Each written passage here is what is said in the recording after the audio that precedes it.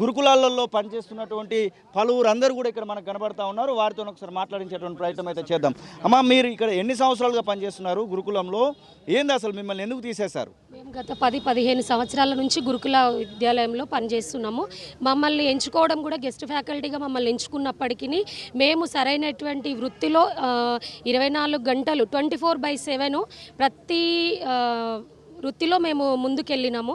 మాకు అప్పగించిన పని జనరల్గా రెగ్యులర్ స్టాఫ్తో ఈక్వల్గా మమ్మల్ని అన్ని పనులు అప్పగించారు. ఒక విధంగా చూసుకుంటే జనరల్ స్టాఫ్కి అంటే రెగ్యులర్ స్టాఫ్ ఎవరైతే ఉన్నారో వాళ్ళకి డ్యూటీస్ తక్కువ, మాకు శ్రమకు మించిన దోపిడీ తీసుకొని ఈరోజు మమ్మల్ని నడి రోడ్డున పడేయడం జరిగింది. 2024 ఈ సంవత్సరం కూడా మమ్మల్ని కొనసాగిస్తామని చెప్పి మిగిలిపోయినటువంటి స్థలాలలో టీజీటీలు, పీజీటీలు, జేఎల్స్, హెల్త్ సూపర్వైజర్లు, ఏసీటీలు ఎంతో మందిని తీసుకోవడం జరిగింది.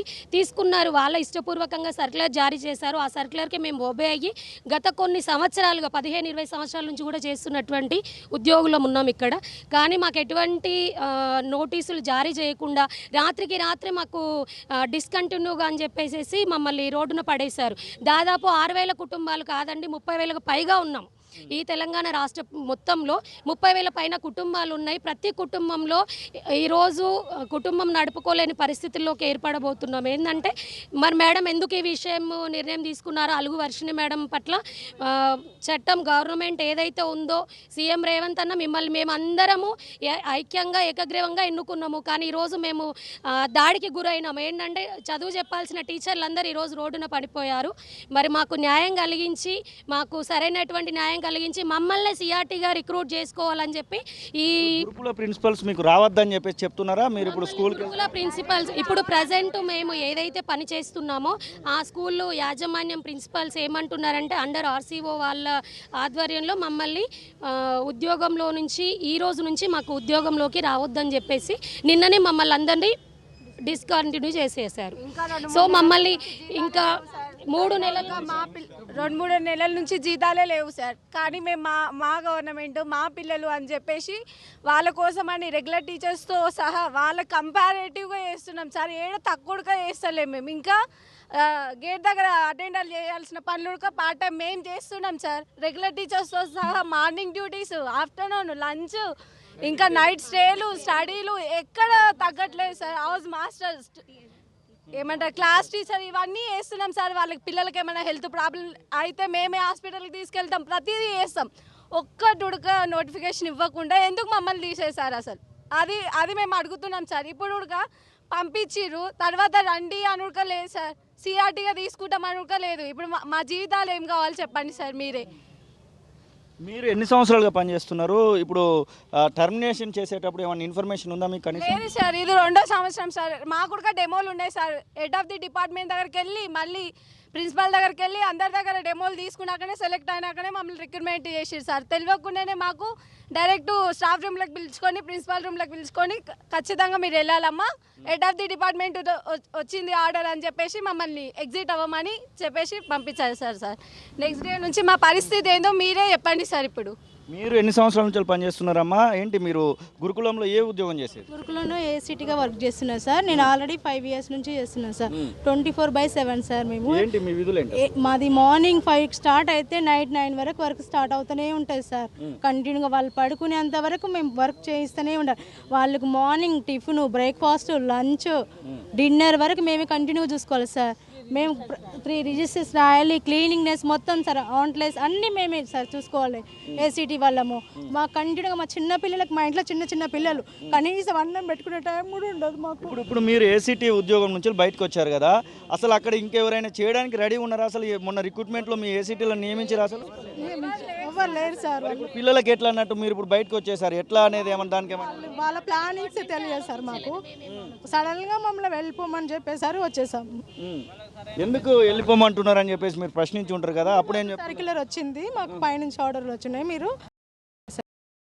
అసలు మీకు జీతం ఎంత ఉండేది? ఏమన్నా జీతం ఆగిపోయి ఉందా?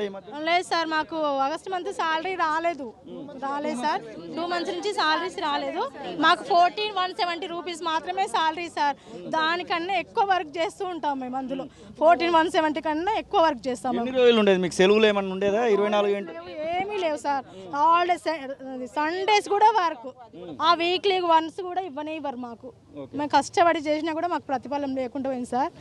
విద్యార్థుల సపోర్ట్ ఏమైనా ఉంటుందా? ఒకవేళ విద్యార్థులు మేము ఎందుకు తీసేశారని అడిగే ఏడుస్తున్నారు సార్ వాళ్ళు, ఎందుకు మేడం అసలు చెప్పకుండా ఎందుకు వెళ్ళిపోతున్నారు. యాక్చువల్గా ఆల్రెడీ రెగ్యులర్ టీచర్స్ వచ్చారు సార్, వచ్చి మిగిలిన సీట్లనే మేము ఉన్నాం. ఆల్రెడీ వాళ్ళ ప్లేస్లో ఉన్న వాళ్ళని మేము ఎగ్జిట్ అయినాం, పార్ట్ టైం వాళ్ళని. ఏవైతే ఖాళీ సీట్లు ఉన్నాయో అందులో మాత్రమే మేము ఉన్నాం. కానీ ఎట్లాంటి ఇంటిమేషన్ లేకుండా ఎందుకు మమ్మల్ని ఎగ్జిట్ చేయించారో మాకైతే అస్సలు అర్థం అవ్వట్లేదు. ఎన్ని కుటుంబాలు సార్ చిన్న చిన్న పిల్లల్ని పెట్టుకొని వచ్చి జీతాలు చేసుకుంటారు వాళ్ళు, వాళ్ళ పరిస్థితులు ఇప్పుడు ఎట్లా? మీరమ్మా, మీరు ఎన్ని సంవత్సరాలుగా పనిచేస్తున్నారు? మిమ్మల్ని కూడా బయటికి వెళ్ళిపోమని చెప్పేశారా అక్కడ? సార్ వాళ్ళు చెప్పేది సేమ్ రీజన్ సార్, ఇంతగా మించింది ఏం లేదు. మమ్మల్ని ప్రిన్సిపల్ మేడమే తీసేసింది. నేను 2014 నుంచి చేస్తున్నాను సార్ పీఈటీగా.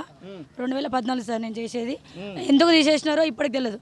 మా సొసైటీ నా సొసైటీ అనుకుంటూ నేను పనిచేసిన. రాత్రి మీరు వెళ్ళిపోండి అని అన్నారు. నేను ఆడికైనా ఈవినింగ్ స్కూల్కి వెళ్ళినా, కానీ అక్కడ ఏమంటున్నారు అని అంటే మీకు జాబ్ లేదు అని అంటున్నారు. ఎందుకు లేదు? శాలరీలు కూడా సరే జీతం లేకపోయినా ఏదో చేస్తున్నాం సార్, సిగ్నేచర్ పెట్టొద్దు అని అంటున్నారు. అయినా సరే సొసైటీ ఇష్టంతో మేము చేస్తూనే ఉన్నాం. రావద్దు అని అంటే కారణం కావాలి కదా సార్. మళ్ళీ మేము కూడా పార్ట్ టైంగా డెమోస్ ఎగ్జామ్ ద్వారా కూడా అందరం వచ్చిన వాళ్ళమే సార్. ఇక్కడ ఎందుకు వద్దంటున్నారో తెలిస్తే మేము దానికి రీజన్ మేడం చెప్తే చాలు సార్ మాకు. మీరు ఎన్ని సంవత్సరాల నుంచి పనిచేస్తున్నారు? ఎక్కడ మీరు వర్క్ చేసేది ఇన్ని రోజులు?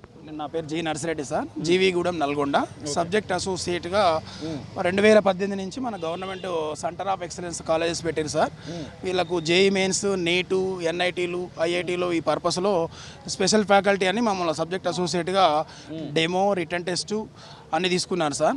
ఇంటర్వ్యూ కూడా చేశారు. మమ్మల్ని సెలెక్ట్ చేసి మాకు ఆర్డర్స్ ఇచ్చి ఎక్కడెక్కడ వేకెన్సీస్ ఉంటే అక్కడ జాయిన్ కమ్మంటే మేము అక్కడ పోయి జాయిన్ అయినాం సార్. అప్పటి నుంచి ఇయర్ రెన్యువల్ చేసుకుంటూ వస్తున్నారు సార్. మా దగ్గర 2019-20లో 2 ఎన్ఐటీలు, 2 ఐఐటీలు, లాస్ట్ ఇయర్ కూడా ఒక ఎన్ఐటీ, ఒక ఐఐటీ, ఒక మెడిసిన్ సీట్ కూడా వచ్చింది సార్. మన మినిస్టర్ గారు కూడా టీచింగ్ స్టాఫ్లో ఉన్నారు అక్కడ? టీచింగ్ మేమే సార్. రెగ్యులర్ స్టాఫ్ ఒకరు ఉంటారు, వాళ్ళు ఓన్లీ ఐపీ పర్పస్లో చెప్తారు. జేఈ మెయిన్స్, నీట్ కోచింగ్ పర్పస్లో మొత్తం మేమే చేస్తుంటాం సార్. అయితే ఇయర్ రెన్యువల్ చేస్తున్నారు సార్. 2018 నుంచి 2018 నుంచి ఇప్పుడు 6 ఇయర్స్ రెన్యువల్ అయింది సార్. మొన్న కూడా రెన్యువల్ చేశారు. రెన్యువల్ 1 ఇయర్ రెన్యువల్ కంటిన్యూ కమ్మని చెప్పారు. మాతో మధ్యలో మీరు వెళ్ళిపోవద్దని ఒక రీన్యువల్లో ఏం రాస్తుంది? మొన్న గురుకులాలను కొత్త రిక్రూట్మెంట్ చేసిన తర్వాత వచ్చిన రీన్యువల్లో ఏం రాస్తుంది సార్? మన జూన్ 1 లోపే మాకు రెన్యువల్ ఆర్డర్ వచ్చింది సార్. జూన్ 1 నాడు రెన్యువల్ ఆర్డర్ వచ్చింది. ఇయర్ కంటిన్యూ కమ్మని చెప్పారు మమ్మల్ని. మీరు మధ్యలో పోవద్దని మాతో లెటర్ రాయించుకున్నారు, మా ఒరిజినల్ సర్టిఫికేట్ తీసుకున్నారు. మీరు మధ్యలో పోతే ఇంకా కొన్ని ప్రిన్సిపాల్స్ ఏంటంటే చెక్కులు కూడా రాయించుకున్నారట. మధ్యలో పోతే 1 మంత్ శాలరీ ఇవ్వమని చెప్పేసి చెక్కు కూడా రాయించుకున్నారు. ఇప్పుడు తీరా 3 మంత్స్ నుంచి మాకు శాలరీస్ రావట్లేవు సార్.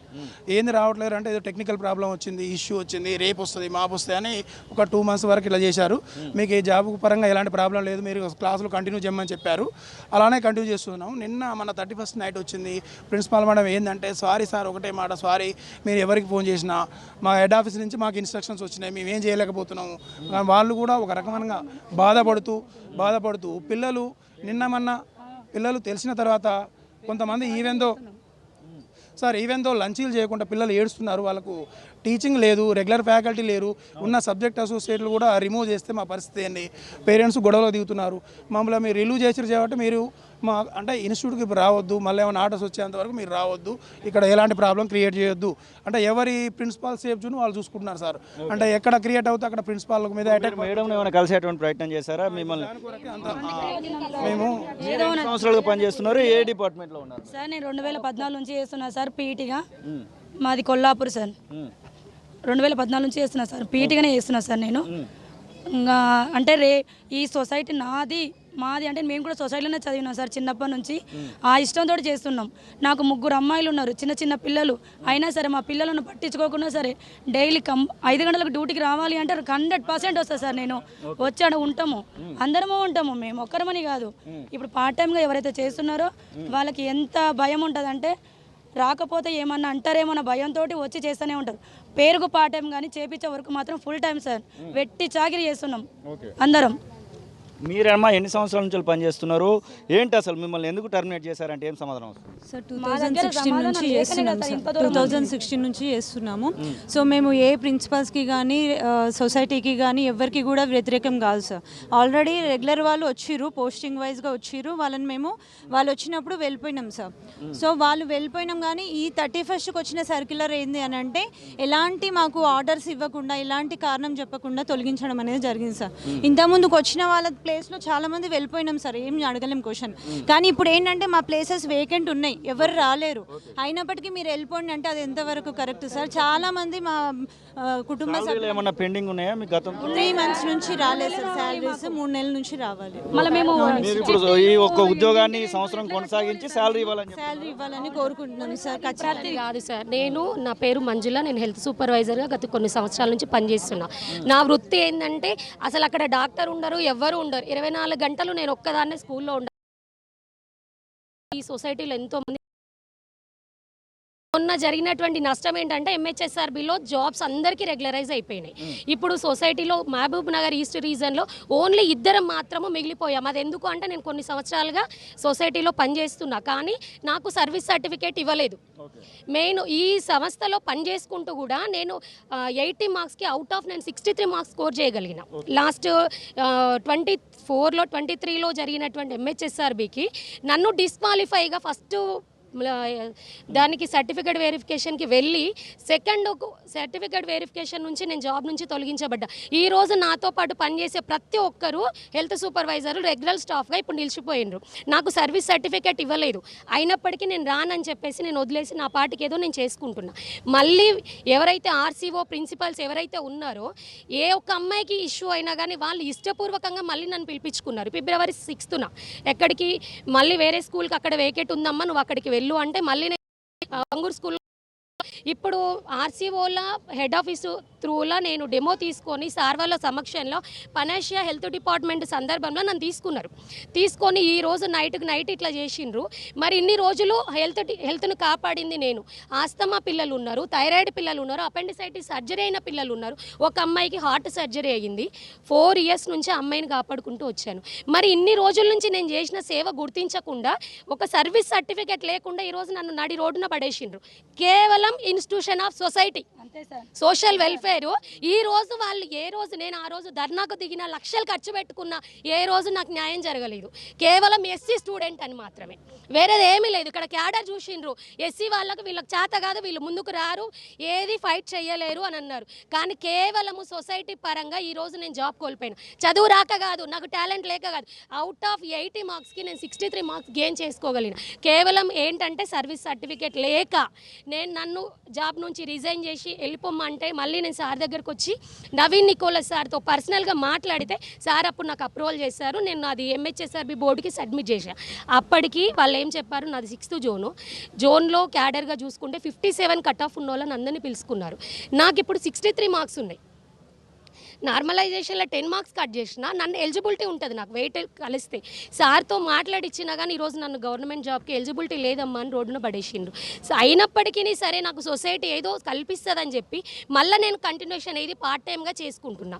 ఇప్పుడు ఆ సొసైటీలో మళ్ళీ నువ్వు ఏం లేదు, నువ్వు బయటికి అంటే నన్ను MHSRB నోటిఫికేషన్ వచ్చినప్పుడే వెళ్ళిపోమంటే నేను వెళ్ళిపోయేదాన్ని. ఇప్పుడు నన్ను పిలిపించుకొని ఫోన్లు చేసి మరి RCOలు ప్రిన్సిపల్స్ ఫోన్ చేసి ఈ అమ్మాయి బాగా చూసుకుంటుంది, సిక్కైన పిల్లలకి ఏ ప్రాబ్లం రాకుండా చూసుకుంటుంది, సేవ్ చేసిన ప్యాంక్రియాటిస్ అయిన సర్జరీ చేసుకున్న అమ్మాయిని కేవలం 10,000 రూపాయలతో సర్జరీ చేయించి ఇంటికి తీసుకొచ్చినాము. అటువంటి టైంలో హెడ్ ఆఫ్ ద ఇన్స్టిట్యూషన్ ఎవరూ రాలేదు. పేరెంట్స్ మాత్రం హెల్త్ సూపర్వైజర్ పార్ట్ టైం కాబట్టి గుంజుకొచ్చి ఆమె నెట్టండి బయటికి. సో అటువంటి సొసైటీలో పని చేస్తున్నాము. అయినా కానీ ఇప్పటికి కూడా వాళ్ళ సొసైటీ లేకపోతే ముందు మేము కూడా సరైనటువంటి నిర్ణయం తీసుకొని ధర్నాలు కానీ మేము ఇంకేజ్ చేయడానికైనా మేము రెడీగా ఉన్నాం. సో మీరు ఎన్ని సంవత్సరాలుగా పనిచేస్తున్నారమ్మా? ఏ డిపార్ట్మెంట్లో ఉన్నారు మీరు? కుర్కులాలో. నేను తెలుగు టీచర్ పనిచేస్తున్నాను సార్. గత 4 సంవత్సరాల నుంచి పనిచేస్తున్నాను. మధ్యంతరంగా మమ్మల్ని ఎందుకు తీసేశారో కారణం తెలియాలి. రెగ్యులర్తో సహా మేము అన్ని పనులు చేస్తున్నాం సార్. నైట్ డ్యూటీ చేస్తున్నాము, నైట్ స్టే చేస్తున్నాము, హాలిడే డ్యూటీ చేస్తున్నాము, ప్రతి ఒక్కటి చేస్తున్నాం. కానీ మమ్మల్ని మధ్యంతరంగా తీసేసినడానికి కారణం తెలియాలి. మీరు ఎన్ని సంవత్సరాలుగా పనిచేస్తున్నారు? ఏ డిపార్ట్మెంట్లో? 10 మేము వార్డెన్ పోస్టుకు అప్పటి నుండి ఇప్పటి వరకు మమ్మల్ని సర్వీస్ కొనసాగించి ప్రతి ఇయర్ రెన్యువల్ చేసుకుంటా ఇప్పుడు అర్ధంతంగా మమ్మల్ని బయటకు పొమ్మంటే ఎట్లా సార్? ఏ కారణంగా పొమ్మన్నారు? మా సేవలు వాళ్ళకి అవసరం లేదా? మేము అవసరం లేదా? లేక పిల్లలు అందులో చదువుకోవద్దా? గురుకుల పిల్లలు కరెక్ట్ ఉండద్దా? కరెక్ట్ ఫుడ్ తినద్దా? వాళ్ళ ఉద్దేశం కరెక్ట్ ఫుడ్ తినద్దని నాకు తెలిసి. సార్ మీరు ఎన్ని సంవత్సరాలుగా పనిచేస్తున్నారు? ఏంటి అసలు మిమ్మల్ని ఎందుకు బయటికి పంపించే ప్రయత్నం జరుగుతుంది? నా పేరు నల్మెట్ పెళ్లి గురుకుల స్కూల్లో ఏసీటీగా పనిచేస్తున్నాను. ఈ మమ్మల్ని 2015 సంవత్సరంలో ఈ జీవో ద్వారా ఆర్ఎస్ ప్రవీణ్ కుమార్ గారు సెక్రటరీగా ఉన్నప్పుడు మమ్మల్ని డెమోల ద్వారా ఎగ్జామ్ పెట్టి తీసుకోవడం జరిగింది. దీని ద్వారా అర్ధాంతరంగా మేడం గారు, ఒక తల్లి అయినటువంటి అలుగు వర్షిణి గారు ఈరోజు మమ్మల్ని అర్ధాంతరంగా తీసివేయడం జరిగింది. ఈరోజు చూసుకున్నట్టయితే హాస్టళ్లలో మేము మార్నింగ్ లేచినప్పటి నుంచి పిల్లలకు డైట్ విషయంలో ప్రతిదీ ఇవ్వడం జరుగుతుంది. కానీ ఈరోజు చూస్తే టీఎస్ మెస్ ఎంటర్ చేయడం కానీ ఏది కూడా జరగలేదు. ఇప్పటి వరకు వాళ్ళకి ఏం జరుగుతుందో తెలియదు, ఏమి ఇస్తారో తెలియదు. అటువంటి అగమ్య పరిస్థితులలో మమ్మల్ని రోడ్డు మీద నెట్టివేశారు. దయచేసి అలుగు వర్షిణి గారు ఒక్క అవకాశం ఇవ్వండి, మాకు మేము కలిసే అవకాశం ఇచ్చి మమ్మల్ని మాట్లాడే అవకాశం ఇవ్వండి. మమ్మల్ని ఎందుకు తీసేశారు? మమ్మల్ని ఇన్ని 6,000 మంది అంటే జాబర్స్ అంటే ఒక దాదాపు 50,000 ఫ్యామిలీలు రోడ్డు మీద పడుతున్నాయి. వాళ్ళ పిల్లల భవిష్యత్తు నాశనం అవుతుంది. ఎస్సీ ఎస్టీలు ఉన్నటువంటి బ్యాక్లాగ్ ఉన్నటువంటి పిల్లలకు ఎటువంటి నాణ్యమని ఇప్పుడు మేము పార్ట్ టైం టీచర్స్ కానీ, ఏసీటీలు కానీ, హెల్త్ సూపర్వైజర్ కానీ, అసోసియేట్ ప్రొఫెసర్ కానీ మాకు 3 months నుంచి జీతాలు కూడా లేవు. అయినట్టు కానీ మేము భరించుకుంటూ పనిచేస్తున్నాం. కేవలం సొసైటీలో చదివిన బిడ్డలం అందరికీ మేము ఏదో మా పిల్లలకు హెల్ప్ చేయాలని చేస్తున్నాం. దయచేసి ఇప్పటికైనా మా అసిస్టెంట్ కేర్ టేకర్ల యొక్క రిజిస్టర్లు ఎంటర్ చేయడం కానీ, ఆన్లైన్ ఎంటర్ చేయడం కానీ, శానిటైజేషన్ విషయంలో కానీ మేము ఎప్పటికప్పుడు రిపోర్టు మా హెడ్ ఆఫీస్కి చేరవేయడం జరుగుతుంది. కాబట్టి దయచేసి మామూలు పార్ట్ టైం టీచర్స్ కానీ, అసిస్టెంట్ కేర్ టేకర్స్ కానీ, హెల్త్ సూపర్వైజర్ కానీ ఇప్పటికైనా మాకు ఆ లోన్కి వెళ్ళే పరిస్థితి కూడా లేదు. మా యొక్క బాధలు చెప్పుకుందాం అనగానే ఇప్పుడు అక్కడ గేట్ల దగ్గర పోలీసులను పెట్టారు. మేము ఎవరికి చెప్పుకోవాలి మా బాధలు? రాజకీయ నాయకులను కలవలేము, ఇటువైపు వీళ్ళను కలవలేము, మా అధికారులను కలవలేము. కాబట్టి మా బాధలను చెప్పుకునే అవకాశాన్ని ఇవ్వాలి. మా పై అధికారులకు మేము మొరబెట్టుకుంటున్నాం, దండం పెట్టుకుంటున్నాం. మా యొక్క బాధలు ఆలకించండి, ఇంతమంది బతుకులు ఆలోచించండి. రేపకల్లా ఇప్పుడు స్కూళ్ళల్లో పిల్లల పరిస్థితి ఎట్లుందంటే వానికి ఏమి ఇవ్వలేని పరిస్థితి ఉన్నది. వాళ్ళకి ఏమి ఇస్తారో ఇప్పుడు టీచర్లు ఉన్నారు, రెగ్యులర్ టీచర్లు ఉన్నారు, వాళ్ళకి ఏమి ఇస్తారో తెలియదు, ఏం ఎంట్రీ చేస్తారో తెలియదు. ఇప్పుడు ఎంట్రీ పోయిందంటే మొత్తం బ్యాలెన్స్ షీట్ కానీ బ్యాలెన్స్ కానీ వాళ్ళకి ఏమున్నదో తెలియదు. దయచేసి ఇప్పటికైనా అలుగు వర్షిణి మేడం గారు మా యందు దయతలచి మాకు అవకాశం ఇవ్వండి, మమ్మల్ని విధుల్లో చేర్చుకునేటట్టు అవకాశం ఇవ్వాలని మేము కోరుకుంటున్నాం మీడియా మిత్రుల ప్రకారంగా. మీరు ఎన్ని సంవత్సరాలుగా పనిచేస్తున్నారమ్మా? మీరు ఎన్ని సంవత్సరాలు పనిచేస్తున్నారు? ఏ డిపార్ట్మెంట్లో ఉన్నారు? మేము ఏసీటీగా చేస్తున్నాం సార్. 10 years నుంచి చేస్తున్నాం. మార్నింగ్ 5 నుంచి ఈవినింగ్ మొత్తం డిన్నర్ అయిపోయి నైట్ 9 వరకు మేము అక్కడే స్కూల్లో ఉంటాం. ఎవరు ఏదైనా కూడా ఫస్ట్ మాట్లాడేది మెస్ గురించే మాట్లాడతారు. పేరెంట్ కానీ టీచర్ కానీ ఎవరైనా ఒక స్టూడెంట్కి ఫస్ట్ కావాల్సింది అన్నం మాత్రమే. ఫస్ట్ వచ్చి మెస్ బాగుందా, ఇప్పుడు పైన సెక్రటరీ వాళ్ళైనా కూడా ఫస్ట్ మెస్ బాగుండాలి, మెస్ ఉందా లేదా. ఇప్పుడు ఒక 2 నెలల నుంచి ప్రతి న్యూస్లో అక్కడ ఫుడ్ బాగాలేక అనిపోయారు, ఇక్కడ ఫుడ్ బాగాలేక అనిపోయారు, ఇవే చెప్తున్నారు. కాకపోతే మరి ఈ ఫుడ్ పెట్టే వాళ్ళని ఎందుకు తీసేయాలి, అదొకటి మాకు కావాలి సార్. మీరు ఎన్ని సంవత్సరాలు పనిచేస్తున్నారు? ఏంటి అసలు ఎందుకు మిమ్మల్ని తీసేయాల్సి వచ్చింది అనుకుంటున్నారు? గత 4 సంవత్సరాలుగా నేను అచ్చంపేట గురుకుల పాఠశాలలో టీజీటీ సోషల్ ఉపాధ్యాయునిగా పనిచేస్తున్నా.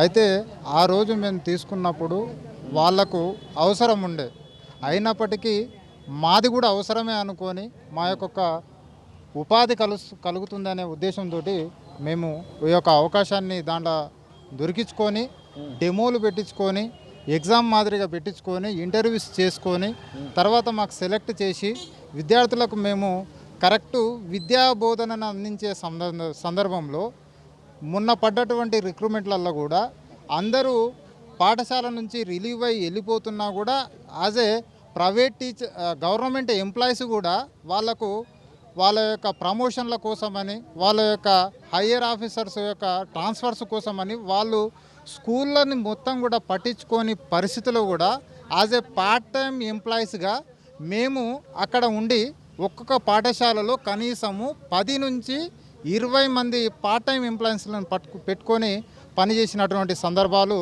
గత సంవత్సరాల నుంచి ఉన్నాయి.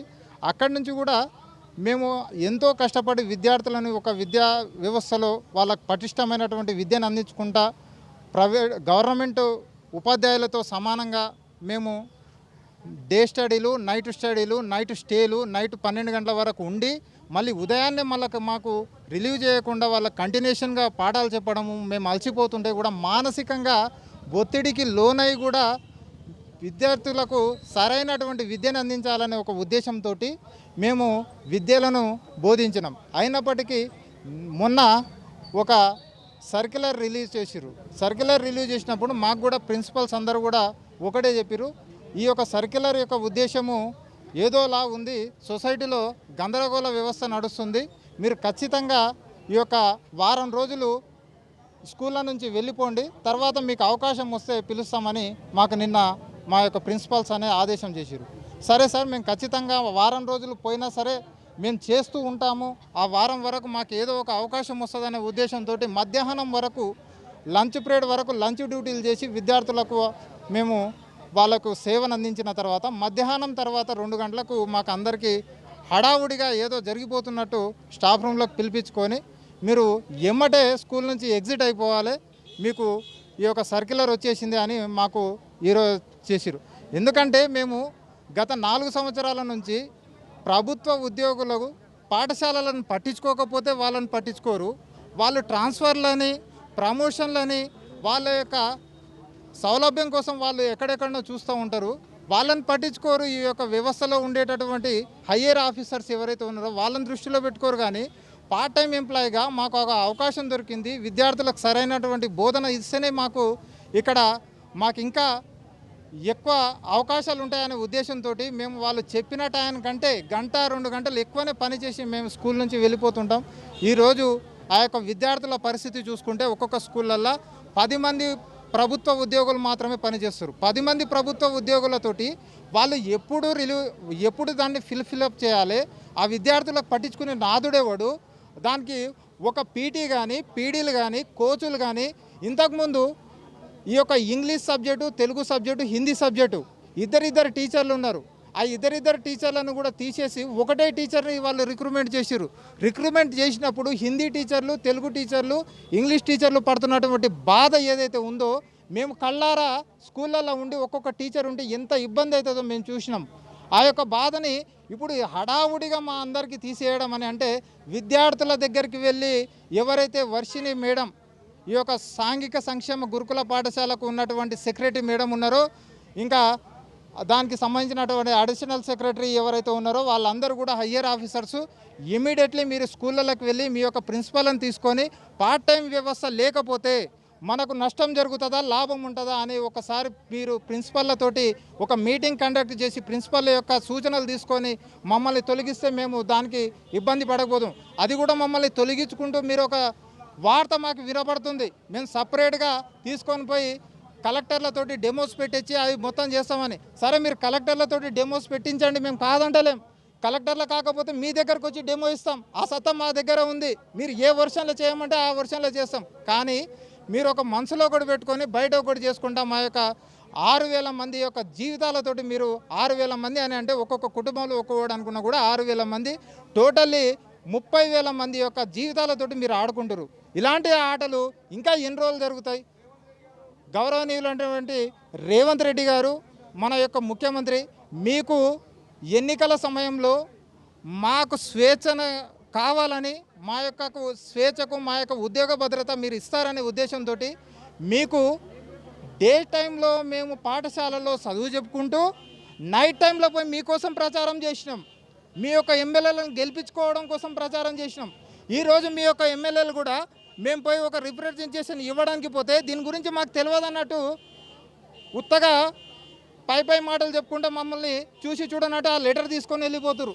ఇలాంటి అవకాశాలు ఏవి కూడా మీ దృష్టికి రావు.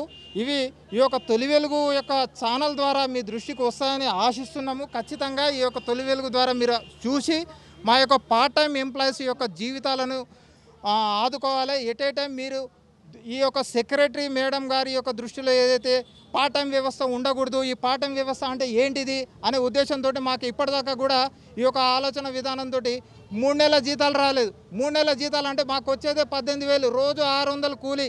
600 కూలీకి కూడా బయట పనిచేస్తున్నాం. డబుల్ పీజీలు ఉండి, టెట్టులు ఉండి, సెట్టులు ఉండి కూడా మేము స్కూళ్ళల్లో పనిచేస్తున్నాం. అయినా కూడా మాకు 600 కూలీతోటే మీరు చేస్తున్నారు. ఆ 600 కూలీతోటే మేము పని చేస్తున్నాము. పార్ట్ టైం అనే వ్యవస్థ మీకు నచ్చనప్పుడు మమ్మల్ని కాంట్రాక్ట్ బేసిక్లో లేకపోతే అవుట్సోర్సింగ్ బేసిక్లో మమ్మల్ని రెగ్యులరైజ్ చేయండి. మేము కాదంటలేం కదా. రెగ్యులరైజ్ చేసేటప్పుడు ఈ ఇయర్ మొత్తం మాకు కంటిన్యూషన్ చేయండి. ఈ మధ్యలో అకాడమిక్ ఇయర్లో సగం అయిపోయింది. అకాడమిక్ ఇయర్, ఈ అకాడమిక్ ఇయర్లో సగంలో పిల్లలకు ఎంత నష్టం జరుగుతుందో మీరు ఆలోచన చేస్తురా? మీ యొక్క ప్రమోషన్ల కోసం మీరు ఆ గవర్నమెంట్ దగ్గర ఏదో సాధించాలనే ఉద్దేశంతో, ఏదో సాధిస్తున్నా అనే ఉద్దేశంతో మీరు చేస్తున్నటువంటి నాటకాలు అన్నీ కూడా ఇది మమ్మల్ని కాదమ్మా మీరు చేసేది ప్రభుత్వ ఉద్యోగుల మీద వాళ్ళ మీద చేయండి. అసలైన తొలి వెలుగు. ఫాలో వాట్సాప్ @తొలి వెలుగు official.